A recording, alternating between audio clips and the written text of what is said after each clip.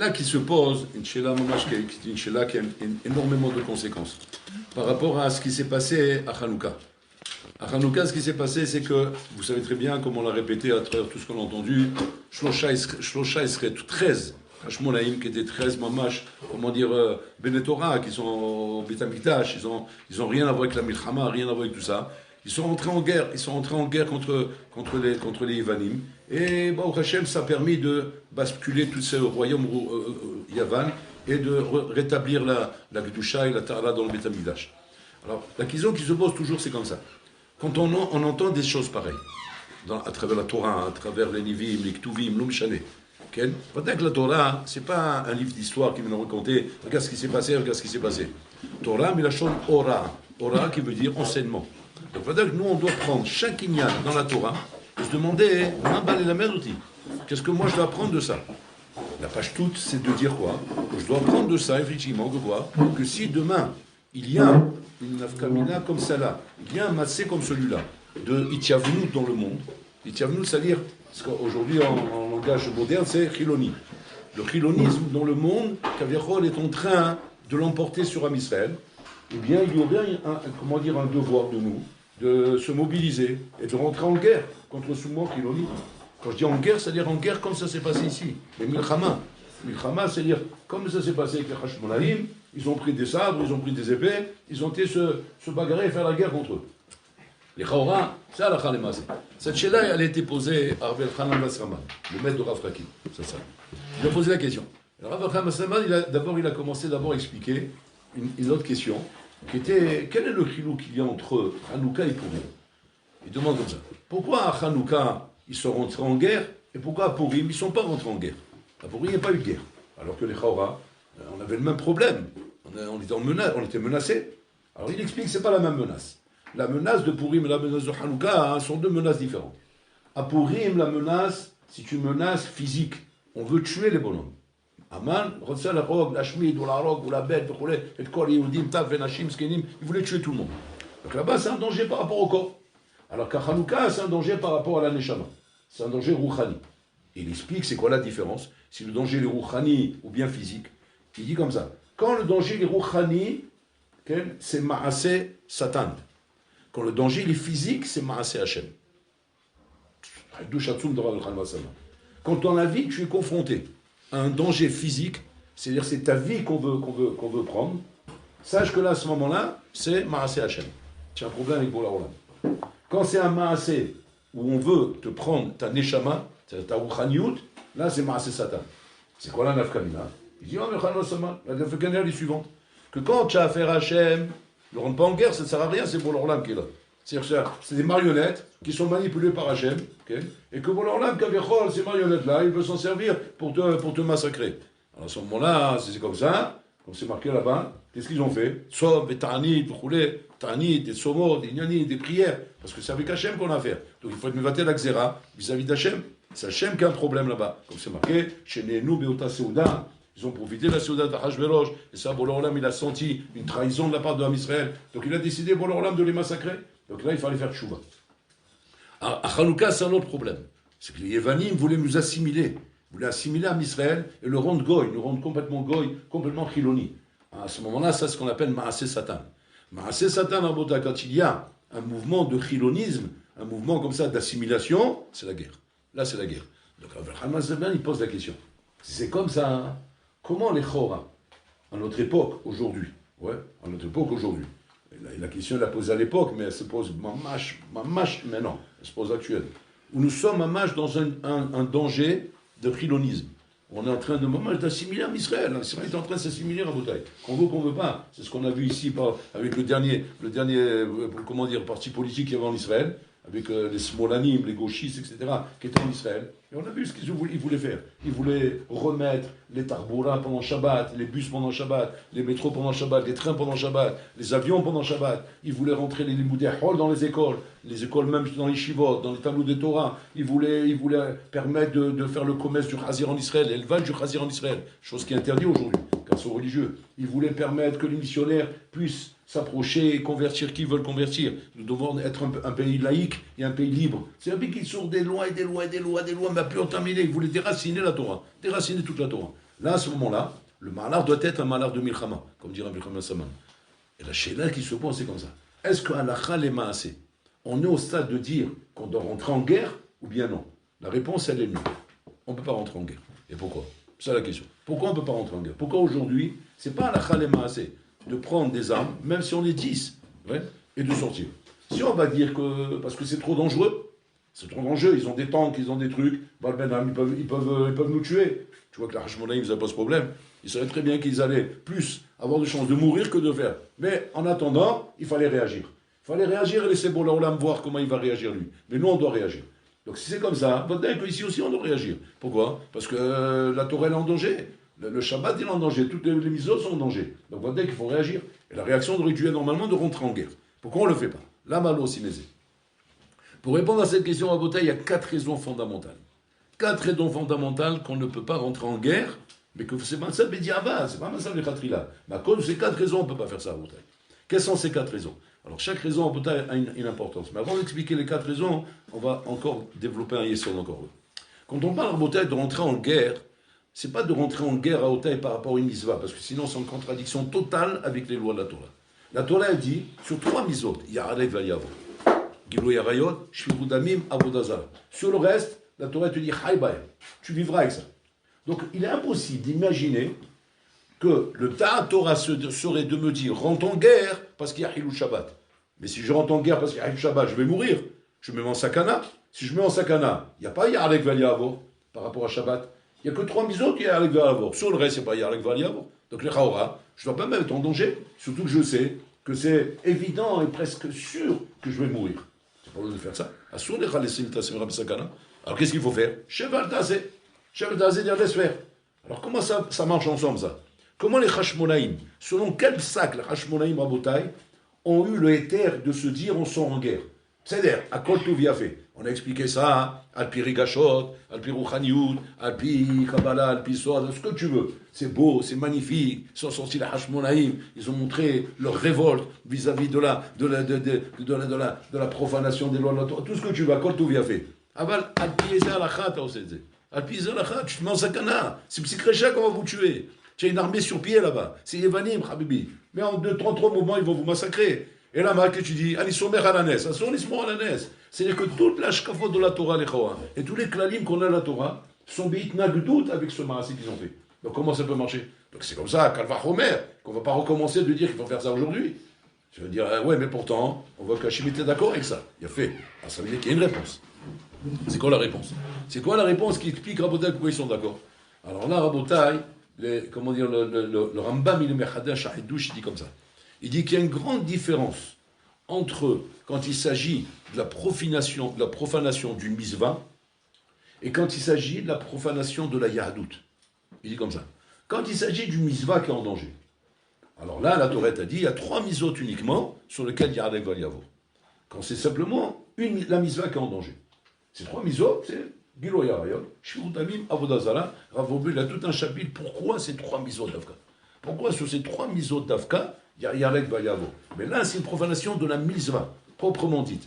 Sur lequel, normalement, la shkafa de la Torah, c'est quoi? Vechai Baem. Même Shabbat Kodesh. Tu profanes Shabbat, mais l'achilami. Chai Baem. Vie ne le profane pas. Donc, aucune misva, la Torah dit ça. Le seul cas où elle dit ça, c'est dans ces 3 misot, il y a une raison fondamentale là-bas. Mais, en attendant, sur tout le reste des misot, il n'y a pas Yarek Valiavo. Il y a Chai Baem, tu dois vivre. Ça, c'est quand on parle de la profanation de la misva. Mais quand on parle de la profanation de la yahadout, dans sa totalité, on parle d'assimilation, on parle de déraciner la Torah dans son ensemble, dans toutes ses formes et ses couleurs. Dans ce cas-là, ça s'appelle Rabotai, sakana de la yahadout. Si c'est sakana chez la yahadout, à ce moment-là, il y a Yarek Valiavo Rabotai sur toute la Torah entière. Et là, à ce moment-là, on doit sortir en guerre. Donc ça, on répond à la question. Donc les Hashmonaï Rabotai ont vu que quoi, hein, qu'il y avait une sakada de la yahadout. La yahadout était en danger. Le peuple d'Israël était en danger. Il fallait sortir en guerre. Ah, tu vas mourir. El Khilami, El Maraso. Yarek Valiavo. On est obligé de mourir pour ne pas se transgresser. Déjà, on a répondu à la question. Si c'est comme ça, la question est encore plus forte. Si c'est aujourd'hui, on est devant ce matzav. Et on est devant ce matzav aujourd'hui, Rabotai. De ce qu'on appelle Rabotai, on est devant Rabotai, comment dire, une tempête de chilonim. C'est-à-dire le chilonisme en Israël, Rabotai, est en train d'assimiler Am Israël. On voit comment les bonhommes, Rabotai, se font assimiler par les ashkafot goy qui sont en train de balader. Les ashkafot goy qui partent dans tous les sens, Rabotai. Normalement, qu'est-ce qu'il faudrait faire dans ces cas-là? Sortir en guerre, comme les Hashmonaïm. C'est-à-dire, tu vas dire, combien ils vont sortir en guerre? Même si c'est 13, hein, d'abord c'était 13, il n'y a pas plus que ça. Donc c'est-à-dire qu'il n'y a pas de conditions pour que la milhama soit pratiquée. Du moment où il y a des bonhommes qui sont prêts à le faire, que ce soit même un bonhomme qui sort en guerre. C'est la milhama, qui sort son épée comme ça, oui, il va prendre un couteau de shrita, il va sortir comme ça, il va aller à Knesset, il va dire, Allah Akbar, il va couler, il va commencer à couper les têtes. Et comme ils ont réussi à le faire là-bas, il ne réussit pas, il va mourir, c'est son devoir. Parce qu'on voit ici, Rabotai, que même si c'est sûr que tu vas mourir, tu as un devoir de le faire. Mazi Azor, l'homme anien Mazi Azor, Zachova Shini. Comme dans la Yarek Valiavor, c'est au Zermachéou, Yarek Valiavor, que quand on dit faire les guillemets, on te tue, rouler, on te dit, alors pourquoi là-bas tu me dis Yarek Valiavor? Quand la Torah te dit, Bizerat Akadou, Yarek Valiavor, c'est Yarek Valiavor. Quelle est la raison? On ne sait pas. Bizerat Akadou. Rock. Donc bon, là, ici, veut qu'on sorte en guerre. Donc la question elle est très forte. Comment on répond à ça? Il donne 4 yesodot. Il y a 4 raisons pourquoi on ne peut pas sortir en guerre. Il y a que ces 4 raisons, Rabotai, on doit se faire du moussard. De nous dire maintenant, regarde les 4 problèmes que tu as. Et pourquoi tu ne sors pas en guerre? Parce que ce n'est pas 4 raisons qui sont potérotes à nous. C'est 4 raisons, Rabotai, qui sont me'akev qu'on ne peut pas. C'est-à-dire qu'on ne peut pas faire la mission. C'est nos rabayos. C'est quoi ces 4 raisons? Première question, Rabotai. Première raison, c'est la conviction qu'on a du respect de la Torah, Rabotai, qu'on n'a pas. C'est la conviction du respect de la Torah qu'on n'a pas. Makavana, j'explique ce que je suis en train de dire. Un homme ne peut sortir en guerre que s'il est, comme les Hashmonaïm, convaincu de ce qu'il revendique. Tu n'es pas convaincu de ce que tu revendiques, tu ne peux pas sortir. Un exemple. Aujourd'hui, tu vas dans la famille. Tu vas passer Shabbat dans la famille, tu vas passer Ben Azmani ou Shanema. Tu te retrouves devant la famille, ouais. Par exemple, qui va te dire, comment on comprend ce qui s'est passé là? C'est quoi cette histoire de Hashmonaïm qui rentre en guerre quand les Jévanim roulaient et que nous, on doit faire la même chose avec les Chilonim? C'est-à-dire que tu vas, par exemple, regarder un Chiloni, tu vas lui dire, Asur lecha lecha le Shabbat. Si maintenant lui il te dit que quoi? Que c'est juste par rapport à un Yesra qu'il a vis-à-vis de Shabbat. Alors il a qu'il a mis. On n'a pas un lien de sortir en guerre contre lui. Simplement, on a une misva d'être mochiaroto. L'ochiaroto. Il a fait mot. Mais quand ça devient un mouvement chiloni, on est Mechal Shabbat, on a un devoir de sortir en guerre, comme les Hashmonaïm. La baya, c'est qu'on n'est pas convaincu. Parce que quand demain, tu vas rencontrer un chiloni qui est Mechal Shabbat, ouais, et tu vas lui dire, Asur lecha lecha le Shabbat. Tu as le courage de le faire. Ouais. Mais que lui va te dire, de quoi je me mêle? De quoi je me mêle? Fais ta vie, laisse-moi faire ma vie. Ce que toi tu fais, c'est parce que tu y crois. Ce que moi je fais, c'est parce que j'y crois. Tu sais lui répondre à ce moment-là. Tu vas rentrer en vie quoi avec lui?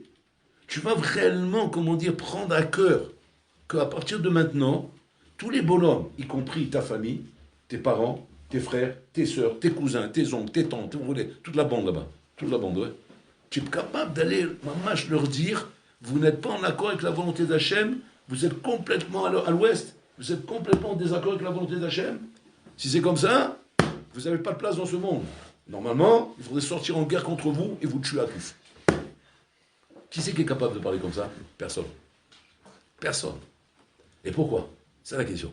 Alors, avant de répondre à la question, on va se poser une autre question. Vous allez me dire, mais c'est d'A Torah de parler comme ça?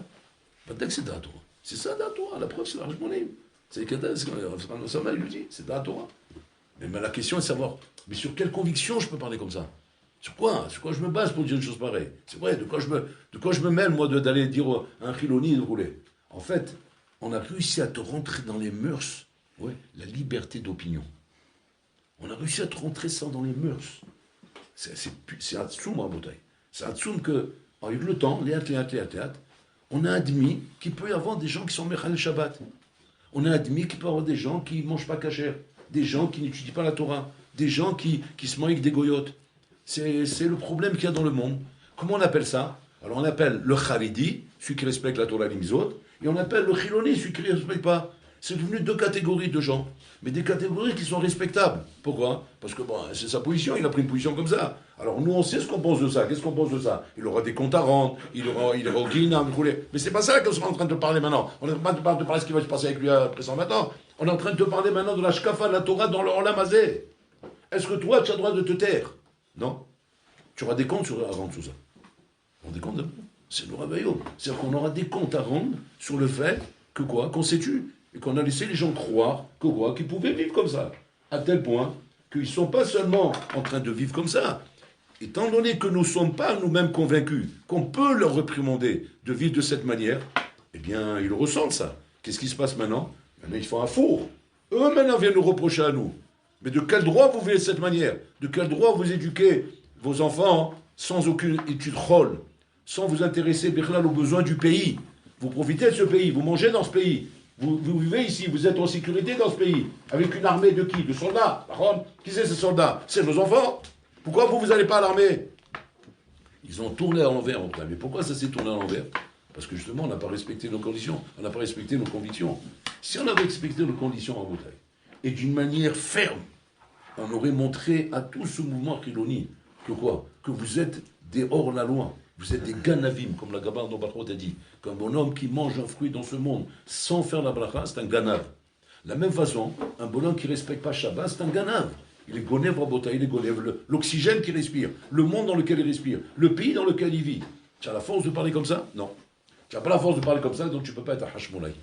Tu ne peux pas être un Hashmonaï. Mais le problème, il est chez qui? Il est chez nous, Rabotaï. C'est qu'on n'a pas cette conviction. C'est-à-dire que inconsciemment, Rabotaï, inconsciemment, dans notre Hashkafa, on a été contaminé par le monde Triloni. Pas contaminé au point de ne pas pratiquer, parce qu'on pratique Baruch Hashem, mais contaminé au point, Rabotaï, de ne pas admettre que quoi? Qu'il y a un problème de fond ici. Il y a un problème de fond qu'on ne peut pas autoriser. Maintenant, vous allez me dire, sur quoi elle est basée cette conviction? C'est pas shoot. La conviction, elle est basée sur ce qu'on dit tous les matins. Elokai neshama shenatata bi teorai. Ata nefartabi. Cette neshama qui est à l'intérieur de toi, c'est Boler qui nous l'a donné. À qui elle appartient? À Boler Olam. Ta vie appartient à Boler Olam. Qui est le patron de ce monde? C'est Boler Olam. C'est lui qui dirige ce monde. À partir du moment où tu as compris que Boler Olam dirige ce monde, c'est lui le patron. Ta vie, elle y appartient. Ce monde, t'as Kadosh Baruch Hu. De quel droit tu transgresses sa volonté? Ça, c'est la conviction qu'on doit avoir. Les Hashmonaïm avaient cette conviction, Rabotaï. Avec cette conviction, ils sont en guerre. C'est normal. Parce qu'on ne peut pas laisser Rabotaï une bande de bandits en train de piller le monde, en train d'assimiler le monde, sous prétexte qu'ils sont plus forts. Il n'y a pas de plus fort. Il n'y a rien de plus fort devant Hachem. Simplement, toi, tu n'es pas assez fort. Toi, tu n'as pas cette conviction. Donc on a un problème, Rabotaï, où on est déjà en porte-à-faux avec notre conviction. On pratique la Torah et les misod, Rabotaï. Mais au niveau Ashkafa, Rabotaï, on a un problème ici. Donc première raison pour laquelle on ne sort pas en guerre. Tu ne peux pas sortir en guerre si tu n'es pas convaincu que ce que tu réclames et ce que tu revendiques est émettre à bouteille. Deuxième chose, la sortie en guerre, même si on va dire qu'on est arrivé au stade d'être convaincu. Ouais. Et il y en a des comme ça. Il y en a des comme ça qui a priori sont convaincus. C'est qui ceux-là à bouteille? C'est tous les aboulés de Meacherim là-bas. Ouais, qui brûlent les poubelles, qui pillent le pays, qui brûlent tout, qui cassent tout, qui peuvent brûler un bus, ils peuvent tuer des gens. Ils n'ont aucun problème. Ils sont les Chaora, ceux-là, à la Madriga de Hashmonaïm, les Chaora. Parce qu'eux, ils n'ont aucun problème de sortir en guerre. Si le Admour, moi je vous signe, hein, il leur dit demain, sortez et tuez. Ils tueront. Vous ne vous rendez pas compte, vous ne vous rendez pas compte à qui on a affaire. Hein. On a affaire à des phénomènes là-bas, c'est des phénomènes de foi. C'est-à-dire que eux, ils vont jusque-là, parce que le Admour leur dit d'aller jusque-là. Si demain le Admour, il leur dit, c'est Yahareg, ouais, Yahareg va y avoir, tuez-les qui ne transgressent pas, ils tuent. Ils vont mourir, eh ben ils mourront. Mais ils n'en ont rien à faire, ils vont jusqu'au bout. C'est une revailleur. Tu vas me dire, ben voilà, on a des Hashmonaïm dans le dos. Abel Hamas dit non, c'est pas ça, Hashmonaïm. Ça, c'est des faux Hashmonaïm. C'est quoi, les vrais Hashmonaïm, c'est quoi les faux Hashmonaïm? C'est quand la chose, elle est faite l'ishma, les Shem Shamaim. L'ishma, c'est quoi l'ishma, Rabotai? Les Shem Shamaim, c'est-à-dire c'est pour Hachem que tu fais ça. Tu ne fais pas ça pour des intérêts, ou pour d'autres inyanim, ou d'autres ashkafot que tu mélanges. Que tu mélanges, Rabotai, et qui deviennent un mélange politique, intérêt, inyanim, roulé, si ce n'est pas l'ishma gamour, Rabotai, tu ne peux pas sortir.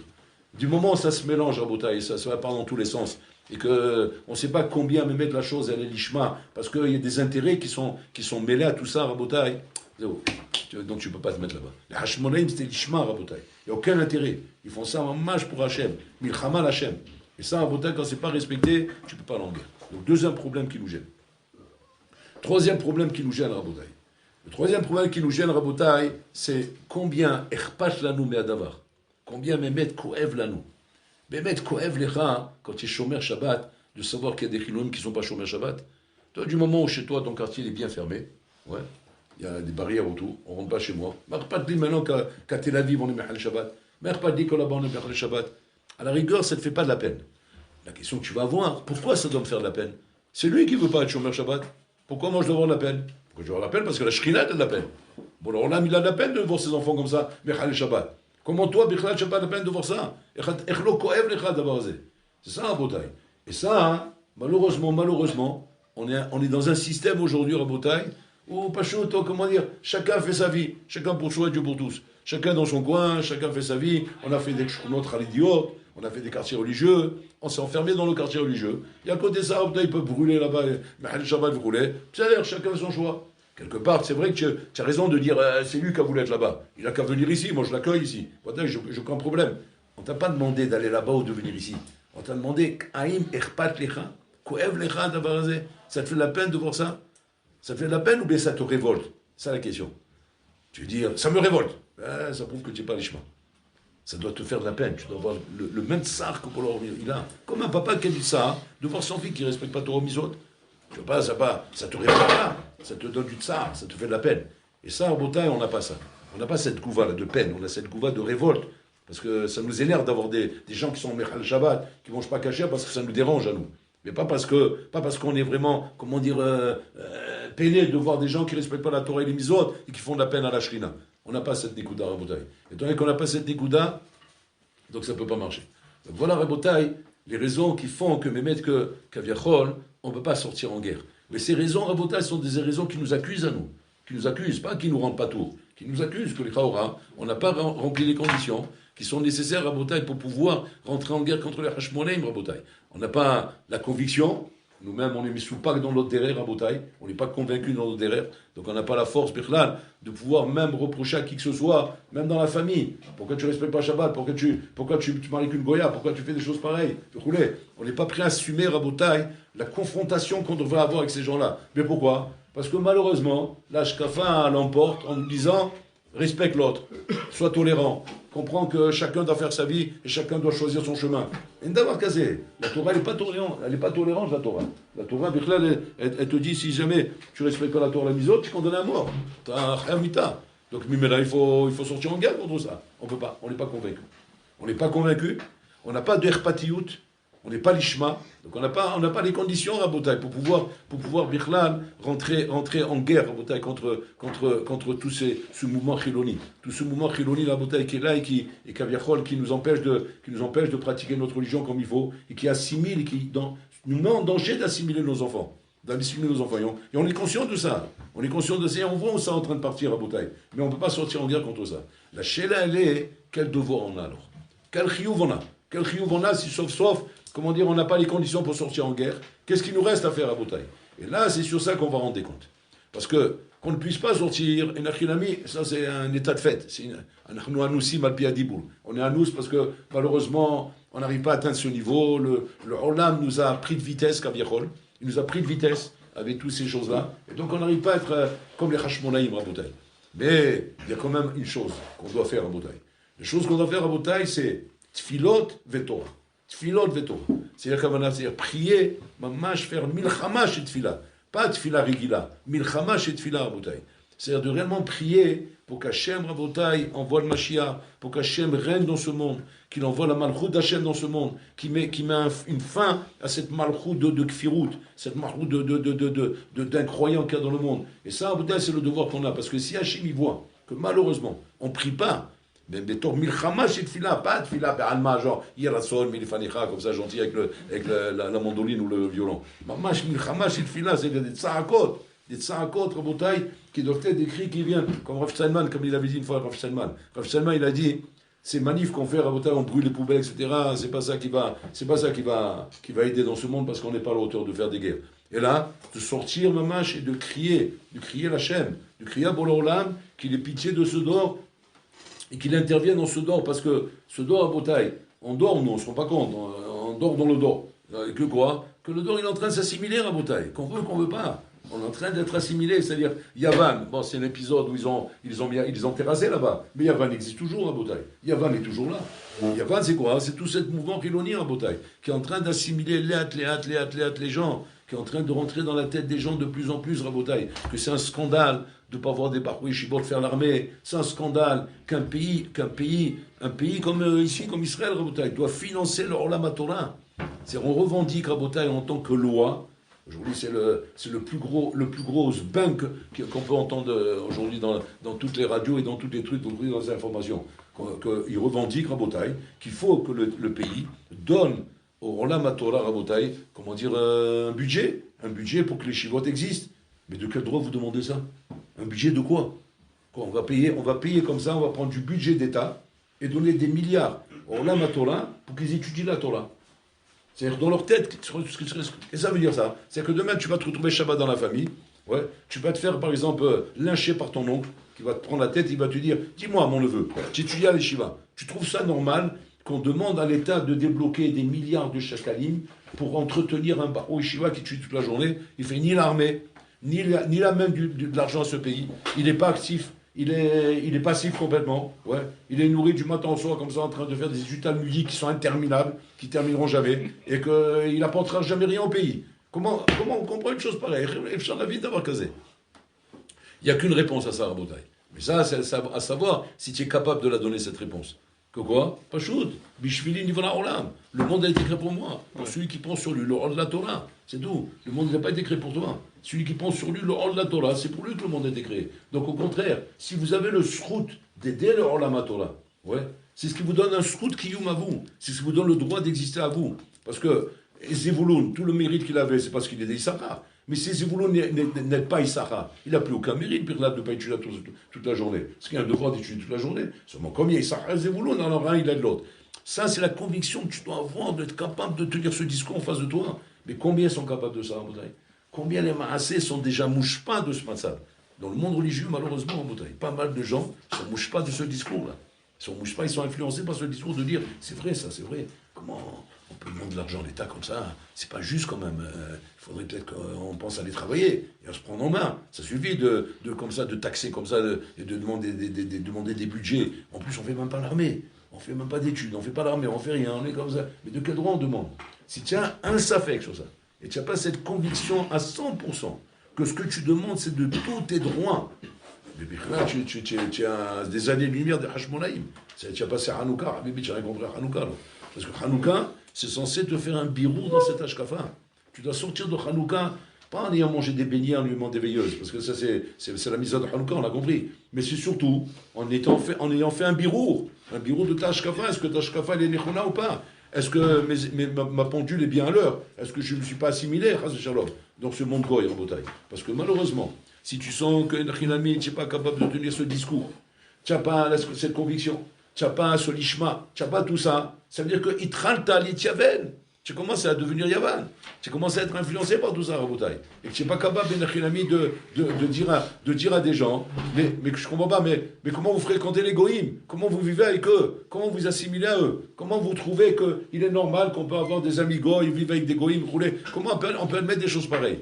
Ça, c'est Yavan, Rabotai. Et quand un juif, Nachilami, est arrivé, malheureusement, parce qu'on est en galoute, et on vit parmi les goïms, et qu'on arrive à un moment donné à donner une explication à ça, une logique à ça, de dire que, bon, qu'est-ce que tu vas faire? Il faut bien s'arranger avec le monde, il faut bien vivre avec son monde, vivre avec le monde dans lequel nous vivons. Ça, c'est une erreur fondamentale. C'est pas vrai, on vit pas dans le monde, on vit dans le monde d'Hachem. Dans le monde d'Hachem, Rabotai, c'est un monde qui est dirigé par la Torah. Le monde qui n'est pas dirigé par la Torah, c'est plus le monde d'Hachem, c'est le monde de Yavan. Et ça, Rabotai, c'est la chose pour laquelle il faut se bagarrer. C'est-à-dire, Nafkamina, de tout ce qu'on a dit, Rabotai, c'est combien on va être capable, Rabotai, de sortir, et Nachilami, et de transmettre ça à nos enfants. On n'arrive pas à le faire, on n'arrive pas à sortir en guerre, mais il faut que ce soit clair au niveau des enfants. C'est-à-dire qu'un papa a le devoir, Rabotai, pendant toutes les années, et surtout à Hanouka, d'expliquer à ses enfants, Rabotai, toutes ces hashkafot. Qu'est-ce que ça représente Yavan? Qu'est-ce que ça représente Hashmonaïm? Qu'est-ce que représente cette guerre qu'ils ont fait? Et pourquoi cette guerre on ne la fait pas aujourd'hui? Maya, le Chafetz Chaim il ramène Rabotai, que tout le danger du communisme qui a éclaté en Russie, ça a été Rabotai par un groupe juif communiste. Un groupe juif communiste Rabotai qui ont commencé à développer ça. Et le Havetz Chaim, à cette époque, il a pris la parole à Radin et il a dit comme ça. Il a dit, on aura des comptes à rendre. Parce qu'on n'est pas sorti en guerre contre ce groupe de juifs-là, qui ont commencé à développer le parti communisme, qui a pris de l'ampleur, et qui s'est propagé en Russie, et qui est devenu Rabotaï, là, comment dire, le Satan de Ham Israël. Après, on les a mis en Sibérie, Rabotaï. Et on n'est pas sorti en guerre. Le Havetz Chaim, il a dit comme ça. On serait sorti en guerre contre eux, comme les Hashmonaïm. Ouais. Et on aurait peut-être perdu beaucoup d'hommes. On serait peut-être beaucoup de juifs seraient morts. Mais au moins, on aurait affaibli la force du communisme dans le monde, qui a fait des dégâts après Rabotaï, des massacres, avec la Sibérie, tout ce qu'on a entendu en Russie, Rabotaï, et combien de souffrances il y a eu dans la pratique de la religion en Russie, Rabotaï. Mais à cause de quoi tout ça? À cause de ce mouvement juif qui a démarré le communisme, et que les juifs, Rabotaï, ne sont pas sortis en guerre contre eux. Et le Havetz Chaim, il a dit, voilà pourquoi demain, on aura des comptes à rendre, pourquoi le communisme il a pu exister en Russie, et pourquoi il s'est développé. On va savoir si aujourd'hui, Rabotaï, on n'a pas la même question. On n'a pas la même question, Rabotaï, avec ce que nous vivons aujourd'hui. Est-ce que nous vivons aujourd'hui, Rabotaï? Miodéa, qui nous dit, Rabotaï, que dans 10 ans, dans 20 ans, Shalom, si le Mashiach ne vient pas, Rabotaï, et que dans 10 ans, dans 20 ans, peut-être que les kolélim et les shivot n'existeront plus. Regardez-nous. Ça peut arriver là, Rabotaï. Il ne faut pas s'imaginer que c'est stam de non, rien d'avoir casé. Pourquoi tu crois que c'est pas arrivé ça en Russie? Tu vois, il n'y a pas des chivotes en Russie, tout a été fermé, tout a été rasé à Rabotaï. Alors que le fief des chivotes, Grodé, Slavotka, Ponovi, tous ces noms, c'est quoi ces noms? C'est des noms russes. Ouais. C'est des noms de quoi? C'est des noms de contraires à Rabotaï. C'est tous des noms de villages. C'est tous des noms de villages qui étaient quoi? Les villages où étaient les chivotes. Et tout ça a été fermé. Qui c'est qui les a fermés? Les communistes. À cause de quoi? Parce qu'on n'a pas réagi quand il fallait. Là, c'est pareil, Rabotaï. Quelque part, on s'est habitué à un système. On a l'impression que ça marchera à l'éternité, ce système. Et même si le Mashiach ne vient pas dans 10 ans, dans 20 ans, dans 30 ans, t'inquiète pas, les chivotes, elles seront là. C'est ce que tu dis, toi. Ça, ils l'ont dit même en Russie, même en Europe, ils l'ont dit, Rabotaï. Mais tout a disparu. Tout a disparu. La Scala l'a tout rasé, Rabotaï. Le communisme en Russie et la Scala en Europe. Tout a été rasé. Il n'y a pratiquement plus des chivotes, Rabotaï. Tout était assimilé. Ils commençaient à se marier avec des goyotes, ils commençaient à rentrer dans les universités, ils abandonnaient les chivotes. Et tout ça, Rabotaï, ça a permis d'arriver à l'assimilation où on est aujourd'hui. Et si nous, aujourd'hui, Rabotaï, on réagit de la même manière, en se disant, non, ça ira, de toute façon, on a les chivotes, on a les kolélim, ça durera comme ça, il n'y aura pas de problème. Le même problème, il y a ici. Seulement aujourd'hui, la nafkamina, elle est comme ça. C'est qu'aujourd'hui, malheureusement, Rabotaï, on est à nous. Le système est lancé, la machine, elle est lancée, on n'est plus capable de sortir en guerre. Mais par contre, on a le chovin de prier et de faire milchama et tefila. C'est-à-dire qu'un bonhomme Rabotaï qui se surprend à ne pas avoir dans ses prières Rabotaï une prière envers Hachem de demander à Bola Olam, surtout pendant Hanouka, de demander à Olam de mettre un terme à cette malchoute qui est dangereuse, qui est misoukenet. Et si jamais tu ne vois pas le danger, ça ne dit pas mitbonen maspik. Tu n'es pas mitbonen maspik sur le problème de Yavan. Yavan Rabotaï, comme tous les rabbanim qu'on a écoutés, l'ont bien expliqué. C'était quelque chose de très attrayant, très sympathique, très jovial, très fraternel, roulé. Donc il n'y a pas de penser qu'on est en danger. Comme ici en Israël, Rabotaï, on est bien sur la terre d'Israël. Le mouvement chiloni, que tu veux ou que tu veux pas, comment dire, il dirige bien la terre. Il dirige bien la terre, il dirige bien le gouvernement, il dirige bien l'État. Et nous, on est là, voilà, et on profite de tous les services qu'il y a ici, tout ce qu'on nous donne, etc. On peut à un moment donné, Rabotaï, trouver grâce à ça. Grâce, il commence à aimer ça. Maintenant, tu vas dire, pourquoi ce serait un problème d'aimer ça? Comme ça a été un problème d'aimer les Yavan, d'aimer le communisme, d'aimer toutes ces choses-là, Rabotaï. Ça, c'est une chose que, peu à peu, ça se dégrade. Aujourd'hui, ça se dégrade chez toi, chez tes enfants, ça va se dégrader encore plus, chez tes petits-enfants, encore plus, arrière-petits-enfants, encore plus, jusqu'à la fin, il ne restera plus rien, Rabotaï. Parce que vous ne voulez pas, tu regardes bien, ça va en descendant, ça ne va pas en montant. Donc, s'il n'y a pas d'être filote de notre part, Rabotaï, qui montre qu'on prend une position dans nos filotes, dans nos discours avec Hachem, de comprendre, de montrer à Hachem, on a compris le danger qu'il y a. Et on l'exprime envers toi, Hachem, ce danger. Ah, bon, alors là, il dit, ok. Donc je vois que tu n'es pas contaminé par le microbe Yavan. Alors, au moins, tu peux dire maintenant que ta pratique des mitzvot, quand tu mets tes tfilim, quand tu étudies ta Torah, c'est une vraie Torah que tu étudies. Mais si chaz vechalila, tu attrapes le microbe de Yavan, même si tu étudies la Torah, même si tu fais les mitzvot, mais c'est pas la Torah d'Hachem. C'est pas la Torah d'Hachem parce que cette Torah t'amènera jamais à te révolter. T'amènera jamais à faire la guerre comme les Hashmonaïm. Donc inévitablement, si c'est pas toi, c'est pas tes enfants, c'est pas les enfants, tu vas t'assimiler. Tu vas t'assimiler, Rabotaï. C'est inévitable, c'est psychrécha. C'est psychrécha, Rabotaï.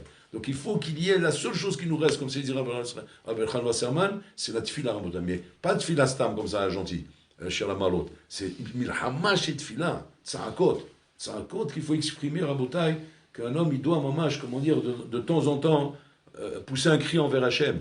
Il dit, bon là, jusqu'à quand? Admatai, on va rester dans un pays comme ça, où Shalom, les gens s'assimilent, où le mouvement Chiloni prend de l'ampleur de plus en plus, et on voit comment, alors allez-nous, autant on est en train de partir à l'envers, on se contente aujourd'hui, on est content parce qu'on a des partis religieux à la Knesset, ouais, on a l'impression qu'ils nous donnent des droits, ils nous donnent des taxes civiles pour continuer à financer les kolélim, continuer à financer les chivotes, à Kol tout bien fait, c'est bien beau tout ça, Rabotai, mais ça ne peut pas durer, ça ne durera pas ça, Rabotai.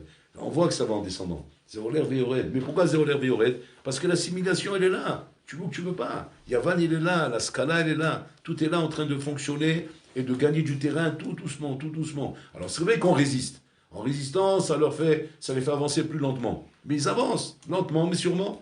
Donc qu'est-ce qu'il faut? Au moins ça. Au moins la tefila.